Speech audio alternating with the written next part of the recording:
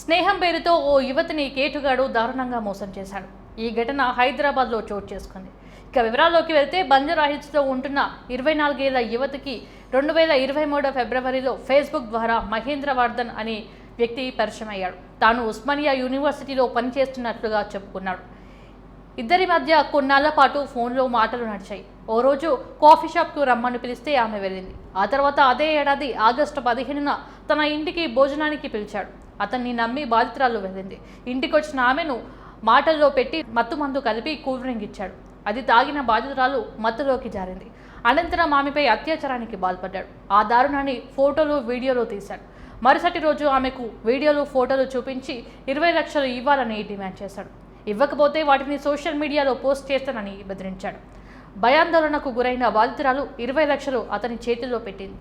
అయితే ₹1 కోటి ఇవ్వాలంటూ గత కొన్నాళ్లుగా ఆమెను టార్చర్ పెడుతున్నాడు. దీంతో ఆమె పోలీసులకు ఫిర్యాదు చేసింది. కేసు నమోదు చేసి పోలీసులు దర్యాప్తు చేస్తున్నారు.